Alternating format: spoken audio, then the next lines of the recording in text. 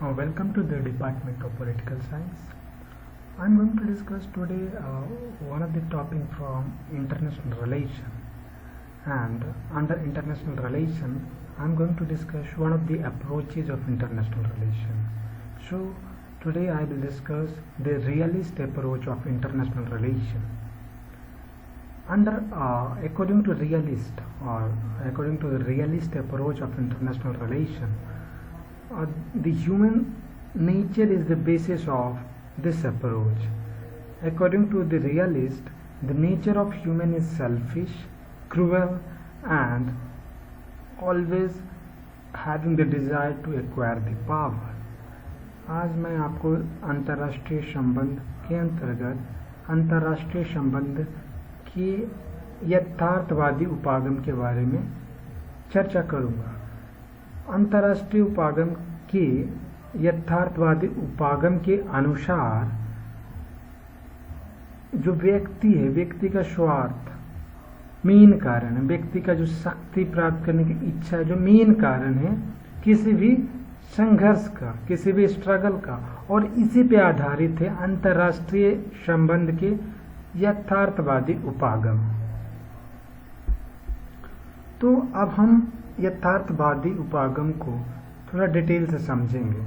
तो अंतर्राष्ट्रीय संबंध के अंतर्गत जो संघर्ष की स्थिति है, जो कन्फ्लिक्ट की स्थिति है, वो राष्ट्रों के बीच होता है। तो इन राष्ट्रों के बीच जो संघर्ष की स्थिति है, जो कन्फ्लिक्ट की स्थिति है, वो किस कारण से है? क्योंकि व्यक्ति का जो संघर्ष का, दो व्यक्तियों के बीच जो संघर्ष होता है, जिस प्रकार दो व्यक्ति के अगर हितों का टकराव होता है तो वो संघर्ष में परिवर्तित हो जाता है, उसी प्रकार दो राष्ट्रों के जब हित आपस में टकराते हैं जब, तो एक कन्फ्लिक्ट की स्थिति उत्पन्न होती है। यही कारण है कि यथार्थवादी विचारकों का मानना है कि अंतर्राष्ट्रीय क्षेत्र में ये जो संघर्ष की स्थिति है, इसको कोई हटा नहीं सकता, ये हमेशा बनी रहती है, क्योंकि दो राष्ट्रों के हित हमेशा टकराते हैं और हर राष्ट्र अपने हितों की पूर्ति करना चाहेंगे,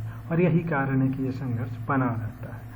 तो अगर हम बात करें इस संघर्ष की, तो अंतर्राष्ट्रीय राजनीति में ये जो संघर्ष है वो क्या है? हर राष्ट्र के, प्रत्येक राष्ट्र के जो उसका जो अपना हित है, जो अपना स्वार्थी हित है, जो एक बहुत लॉजिक तर्क के आधार पर आधारित है, उसके पूरा करने का एक प्रयास है, उसके अलावा कुछ भी नहीं है। तो इस प्रकार अंतर्राष्ट्रीय संबंध में अपने हितों को पूरा करने के लिए, अपने हितों को पूरा करने का जो नीति बनता है, जो नीति है, वो किस पे आधारित है? व्यक्ति के गुणों पे आधारित है, मीन्स ह्यूमन नेचर पे आधारित है। और जो रियलिस्ट के हिसाब से जो ह्यूमन नेचर है वो क्या है? स्वार्थी है। मतलब मेन जड़ क्या है? ह्यूमन नेचर है। मेन जड़ ह्यूमन नेचर है। मतलब ह्यूमन नेचर ही डिसाइड करता है कि उस राष्ट्र का अन्य राष्ट्र के साथ कैसा संबंध होगा। मीन्स कहने का मतलब ये है, the human nature is the main factor, human nature is the main reason and the base on the basis of which the relations among the nations in international arena is found, is established. So in international relation, according to the realist thinker, the conflict is inevitable. Means the situation of conflict cannot be eliminated. Why? Because each nation try to fulfill their own self-interest, and this self-interest leads to conflict. Realists believe that, यथार्थवादी मानते हैं कि मानव जो स्वभाव है स्वार्थी है। जैसा मैंने बताया, थॉमस हॉब्स जिसने अपने लेवाइथन में, मैकियावेली जिसने अपने द प्रिंस, और चाणक्य अपने अर्थशास्त्र में मनुष्य की प्रकृति को स्वार्थी, कपटी बताया है और शक्ति प्राप्त करने के लिए हमेशा संघर्ष करना चाहता है। तो ये जो ट्रेडिशनल पुराने यथार्थवादी हैं, जैसा कि चाणक्य की रचना अर्थशास्त्र है, हॉब्स, थॉमस हॉब्स, जिसने ऐसी बातें अपने लेवाइथन में कही है, और प्रिंस में मैकियावेली ने ऐसी बातें की है जिसमें मनुष्य को स्वार्थी बताया, स्वभाव से स्वार्थी बताया, इसलिए राष्ट्र भी मनुष्यों की तरह व्यवहार करते हैं। This is the reason the nation states behave like humans, और अपने हितों, अपने जैसा कि मनुष्य अपने हितों की पूर्ति के लिए प्रयास करता है, उसी तरह नेशन स्टेट, राष्ट्र भी अपने हितों की पूर्ति करना चाहता है, और प्रत्येक राष्ट्र अपने हितों की पूरा करने के चक्कर में ही अंतर्राष्ट्रीय क्षेत्र में संघर्ष की स्थिति को उत्पन्न कर देता है। As you know a few thinkers like Hobbes, Machiavelli, Kautilya, these are some traditional realist thinkers, and they have already said in Leviathan by Hobbes, in Prince by Machiavelli, in Arthashastra by Kautilya, that the human nature are selfish, and this nature of human can be seen in the policy of nations, and this is the reason that the nation behaves like human, means selfish human, and to fulfill their interest they keep on trying, means nation states keep on trying to fulfill their interest, and to fulfill all this interest, to fulfillment of all this self-interest by the nation state leads to a situation of conflict in international relation. जैसा कि मैंने अभी बताया आपको, Hobbs, Machiavelli, ये जो है traditional, और चाणक्य भी यहाँ छूट गया है, वो एक ट्रेडिशनल थिंकर हैं यथार्थवाद के। और अगर मॉडर्न में बात करें तो मॉर्गन थेओ, केनेथ वॉल्स, रॉबर्ट गिल्फिन, ये सब रियलिज्म के नए विचारक हैं। पुराने विचारक मनुष्य के स्वार्थी स्वभाव को तो बताते ही हैं, और जो नए विचारक हैं अंतर्राष्ट्रीय उपागम के नए, जो यथार्थवादी उपागम के जो नए विचारक हैं, मॉर्गन थेओ, केनेथ वॉल्स, रॉबर्ट गिल्फिन, इन्होंने अपने थिंकिंग के द्वारा, अपने राइटिंग के द्वारा, अपने जो सोच के हिसाब से पुराने चले आ रहे यथार्थवादी उपागम में कुछ परिवर्तन लाए। तो हॉब्स, मैकियावेली, मॉर्गन थेओ जैसे विचारकों के काम से लेकर केनेथ वॉल्स, रॉबर्ट गिल्फिन जैसे विचारकों तक यथार्थवाद में, मतलब रियलिज्म अप्रोच में अपनी कुछ धारणाओं में बदलाव आया है और इसे और अधिक सुव्यवस्थित बना दिया है।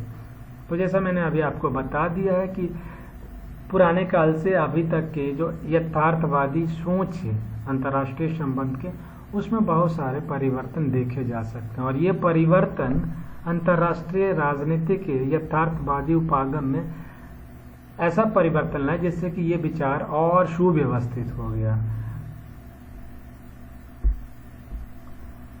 अभी तक के चर्चा से हम ये तो समझ गए हैं कि ह्यूमन नेचर को ही आधार बना के अंतर्राष्ट्रीय राजनीति, अंतर्राष्ट्रीय संबंध को डिफाइन करता है यथार्थवादी विचारक। Means till now we have already understood that the theory given by the realist of international relation is based on the human nature, means selfish human nature.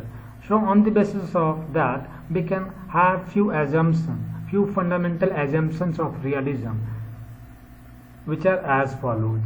अभी तक की चर्चा से साफ पता चलता है कि जो यथार्थवादी विचारक हैं व्यक्ति के स्वार्थी स्वभाव के आधार पर ही अंतर्राष्ट्रीय संबंध के यथार्थवादी सिद्धांत दिया, जिसके आधार पे हम यथार्थवाद की कुछ मौलिक धारणाओं को समझ सकते हैं, जैसा कि human nature is selfish and self serving, मानव स्वभाव स्वार्थी और स्वयं सेवक है, मतलब अपना सेवा में ही लिप्त रहना चाहता है। Since time immemorial humans have craved power and dominance, प्राचीन काल से मनुष्यों में शक्ति और प्रभुत्व की लालसा रही है।